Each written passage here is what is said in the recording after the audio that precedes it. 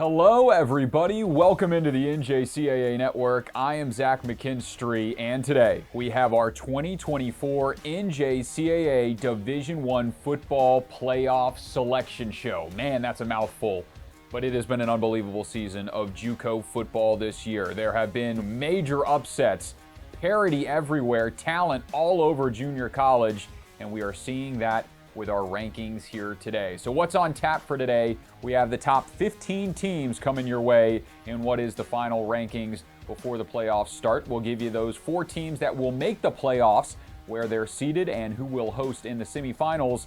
And then after that, we talk with Division I Football Committee Chair Jake Ripple to get his and the committee's take on why those rankings shaked out the way that they will. So, with all that being said, let's take a look at the bracket. Here's how the semifinals and finals will shake out. You've got December 6th, the matchup between the 1 and the 4 seed at the higher seed. It will be at the host site, that number 1 seed. On the opposite side, the 2 and the 3 on December 8th. That is a Sunday, and it will be at the 2 seed site. Both of those semifinals are on ESPN Plus, and that championship game at West Texas A&M University for the first time. Really excited about that venue in Canyon, Texas, and it will be on national TV, ESPNU, on 8:30 p.m. Eastern Time on December the 18th, a week before Christmas. Well, all right, that's how the playoffs will shake out, and we will start with the top 15 teams in the end of season rankings. The number 15 is Dodge City. The Conquistadors in their season in the rankings after a 6-4 season, but of those 10 games, 8 opponents had received votes or were ranked. Their best win of the year was a defensive thriller against Highland. They won 9-6. So they're the 15 seed. Let's move to the 14. It is East Mississippi. After a rocky start, last year's national runner-up finished this season strong, winning 3 of their last 4, including a massive win at home on Halloween to end their playoff hopes. 2023 D1 Offensive Player of the Year Ty Keys finished with 23 total touchdowns for the Lions. Let's move to the 13. It is Butler Community College. What a roller coaster season for the Grizzlies, dropping their opener in OT to Northeastern Oklahoma A&M, then rallying back to upset Hutchinson on the road and closing the season 7-4. Butler has a young core with 3 freshman QBs that all got significant playing time this year, as well as a super talented defense as they end the year at 13 in the standings. Let's move to 12. It's home CC. The Bulldogs were in the thick of the playoff race after a 7-0 start, but after that bizarre Hail Mary in the loss versus Northwest Mississippi, home slipped in the conference and ended up falling in the MACCC semifinals and finishing 7-3. Regardless, still a very impressive season for head coach Marcus Wood and for freshman QB Chase Richardson, who tallied over 2,000 total yards and 21 total touchdowns. On to the 11 seed. It's Lackawanna. Another 7-3 team whose 3 losses this year came against Snow by 3 points and 2 losses against Georgia Military by a combined 7 points. So the Falcons played the top teams tough in their 4th straight 7-win season. Moving to the top 10, the number 10 ranked team at the end of season poll is East Central. The Mississippi League runner-up really turned it on down the stretch with 6 straight wins and several upsets to make it to the conference championship. Sophomore linebacker Donnie Smith finished the year with 95 tackles, 9.5 sacks, and 2 forced fumbles and fumble recoveries, and was an absolute menace for the Warriors this year. Another Mississippi team that balled out this year was the Bulldogs of MGCCC. Trey Hall was crowned Mississippi South Division Player of the Year after 14 total touchdowns, and the QB wide receiver combo of Landon Varnes and J.P. Coulter made the air attack just as lethal this year as well. To number 8, Tyler Junior College. The Apaches picked up their first win of the year in the ESPN Plus Game of the Week thriller against Trinity Valley, and they did not look back. They won 6 straight in a semifinal against Kilgore to punch their ticket to the Southwest Junior College Football Conference Championship, where they fell 3 points short of Navarro, but still won 7 games in a season for only the 3rd time since 2015. Congratulations to Tyler as the number 8 ranked team. Number 7 is Coffeyville. How about the turnaround this season for the Red Ravens? After a 3-7 2023 campaign, Coffeyville picked up 9 wins this year, their first time reaching that mark in quite some time. First-year head coach Nick Dobler has a bright future, especially if he can keep his defense humming, as they did with their 4 defensive touchdowns and 26 sacks this year. The team ranked number 6 is Navarro. The Southwest champs claimed their conference crown for the first time since 2019. The Bulldogs won their final 6 games en route to the trophy, thanks to their second-best passing offense in junior college, averaging 285 yards through the air per game. So that's the 15 through 6. We'll step aside for a moment, and when we come back, the top 5, including the 4 teams that are heading to the NJCAA Division I football playoff. We're back in a moment on the NJCAA Network. As the second largest intercollegiate athletic association in the country, the NJCAA serves not only a pivotal role in college athletics, but in higher education. The NJCAA Foundation aims to move the association forward through resources, grant programs, and other special initiatives. Your gift to the NJCAA Foundation will make a difference and create opportunities. Welcome back, and with that NJCAA Foundation spot, a reminder that next Tuesday is Giving Tuesday, and we'll have a link on our social medias to show you how you can give to help better opportunities for these student athletes. All right, back to what everyone is waiting for. It is time for the top 5 teams, where they're ranked, and the top 4 who are playing in our national playoff. Without any further ado, let's go to the number 1 overall seed, Iowa Western. The 2-time reigning national champs are back in the driver's seat after another phenomenal season under head coach Scott Strohmeyer. This offense is one of the most explosive and fun to watch in all of football, as Iowa State transfer Hunter Deckers has lived up to every expectation. Freshman wide receivers Fresh Walter and Titus Myers are each having unbelievable seasons, and the running back core of Daniel Swinney and Jonathan Humple, as well as Trevor Burnett, has been a 3-headed monster all season long. If that's not enough, the Reavers' defense is led by a dominant lineman, Walt Gray, who has 9 sacks and 15 tackles for loss in 11 games played this year. Iowa Western gets the number 1 spot. Behind them, the number 2 seed is Georgia Military. Wow! The Bulldogs will compete for a national title for the first time since 2013, and what a story that Georgia Military has been this season as an independent. They put together a tough schedule and finished 10-1 with the only blemish an OT 1-point loss to Iowa Western when the Bulldogs couldn't convert on a 2-point conversion on the game's final play. This ground game is lethal. They've got 5 guys with 6 or more rushing scores this year, led by Keenan Phillips, the freshman back, averaging 7.7 yards per carry. On top of that, dual-threat quarterback Chip Cooper leads this offense with his 18 total touchdowns in just 9 games played, and he is a weapon in the air and on the ground. Georgia Military gets a host spot and the 2 seed. Now to number 3. It is Hutchinson. The Blue Dragons are hungry for another national title, which they haven't won since the spring 21 COVID season. This year, they put together a 9-1 campaign with some huge wins, including a head-to-head victory over Iowa Western in another shootout that came down to a 2-point conversion. Quarterback Samari Collier is back with a program after his fantastic year last year, and Wayman Jordan Jr. has put himself in contention for this year's JUCO Weekly Trophy, honoring the National Junior College Player of the Year after his 1,300 rushing yards and 19 total touchdowns. Now it's time for the last team getting into the playoff. The 4 seed is Northwest Mississippi. The Mississippi champs lost a rainy season opener by 1 point to Pearl River, but since that game, they've been perfect, rattling off 10 straight wins, with 3 of the last 4 against ranked opponents in the top 7. The Rangers pulled off an all-time moment with their Hail Mary in the final seconds to knock off Holmes on homecoming, which helped cement their playoff hopes. But just like the other teams in the playoff this year, it has been the rushing game that has got it done, with the Marion Petit tallying 1,200 yards on the ground and 14 touchdowns, averaging 121 yards per game.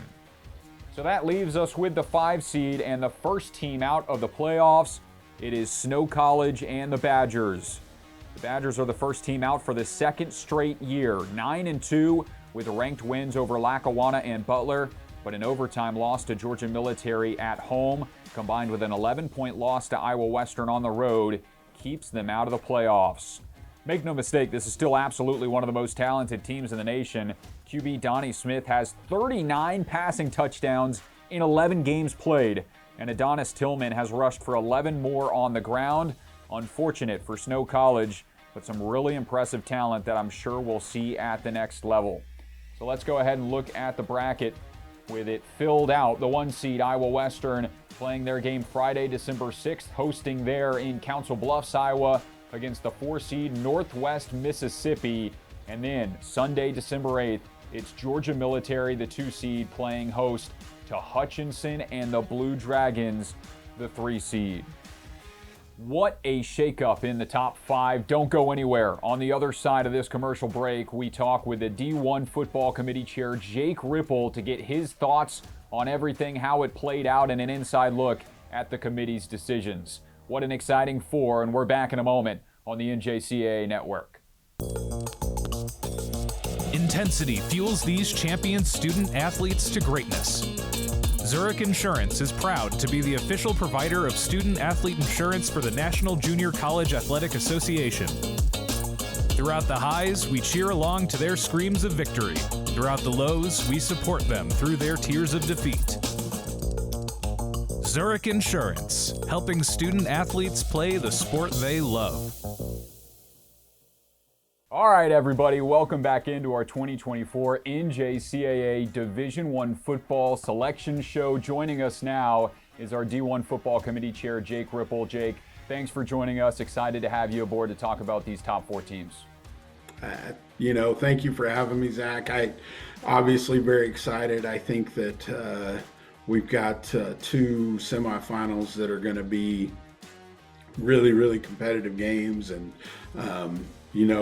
this has been a little bit different year than it has in the past. Our top 4 were pretty clear cut this year. In the past, we've had some really big discussions, 3, 4, 5, maybe even 4, 5, 6. But our top 4 were pretty clear cut this year, and it was just a matter of what order they ended up in. But we feel like I think everybody on the committee feels like we definitely got the top 4 teams.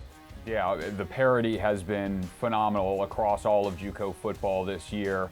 As far as the rankings, there was some shuffling. Obviously, last week, Hutch jumped Georgia Military for that number 2 spot. And this week, in the poll that matters, GMC jumps them back and gets the hosting spot for the semifinal game. So what were the debates? What were the defenses for Georgia Military jumping back to that number 2 seed? Well, there was a lot of discussion between the two. I would say that, there wasn't, I don't think the debate changed a ton. I think one of the factors that played in was Northwest Mississippi's finish, honestly. I think they changed their standing, changed the voting some, and I think they changed the points around a little bit.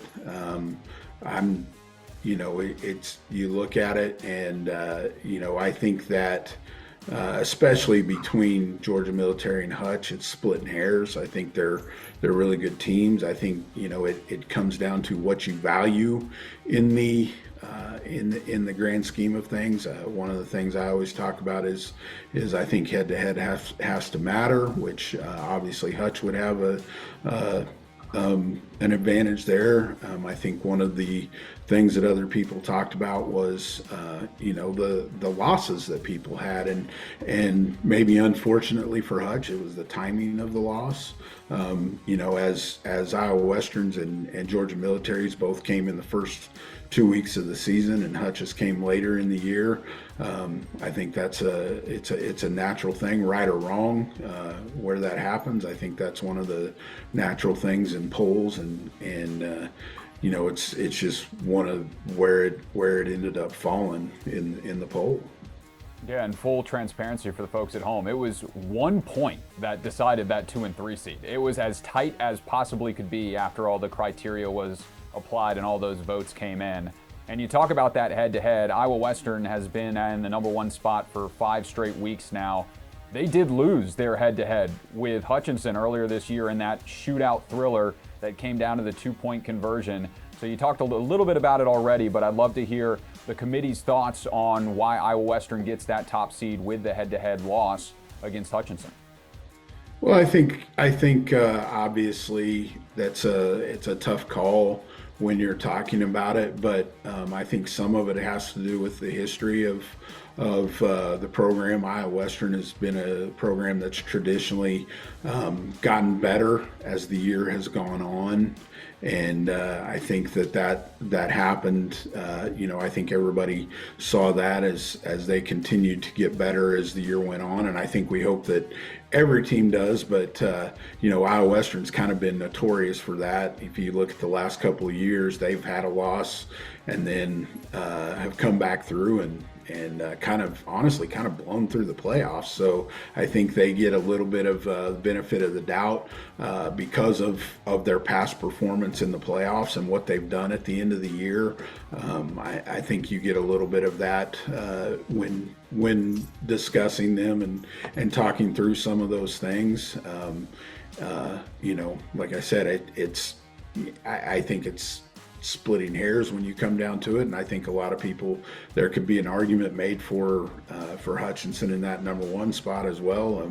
If you look at the votes, they did garner one of the number 1 votes. So that's one of the things that did happen in the poll, and just, I don't know, it's just interesting to see where that all came out, but I do think that Iowa Western gets some of the benefit of the doubt based on past performance and what they've done in the playoffs in the past. Yeah, interesting to see how the committee has kind of put prioritizing, how they're playing down the stretch into factoring into these top 4 seeds as well. Moving away from those top 4 seeds, you talk about how you have all the teams that you like. You kind of knew that it was the 1-loss teams at the top, everybody with 1 loss in these top 4. But the running backs among these teams, you might have 4 of the top 5 running backs in the entire JUCO country in this playoff right now. So talk about the talent and parity between these teams offensively and especially on the ground. Boy, there's definitely some real talent there on all 4 teams in the running back spot. Obviously, looking at Wayman Jordan at Hutch and Petit at Northwest, you just go down the list, and those guys have been, those 4 within these 4 teams, along with probably DeJuan Lacey at Garden City and Trey Hall at Mississippi Gulf Coast.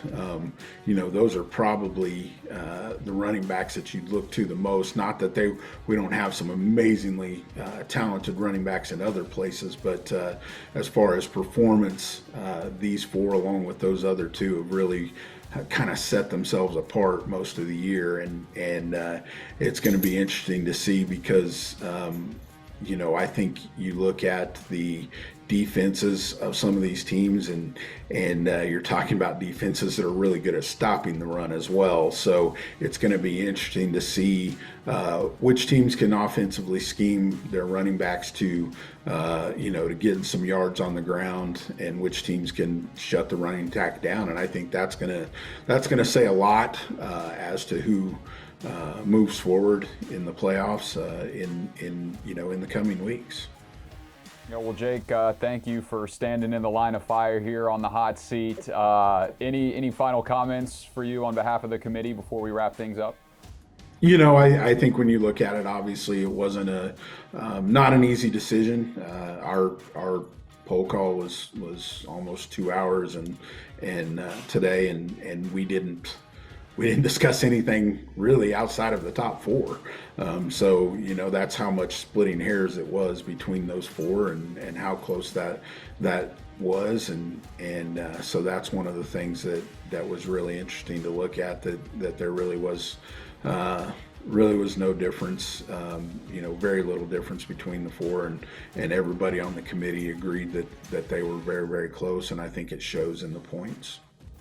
Absolutely. It's going to be a lot of fun to watch regardless among those top four with the hosts of Georgia Military and Iowa Western. So, Jake, thanks again for joining us. We're going to take one more quick break, and we'll be back on the other side wrapping things up in our 2024 NJCAA D1 Football Selection Show. All right. Thank you, Zach.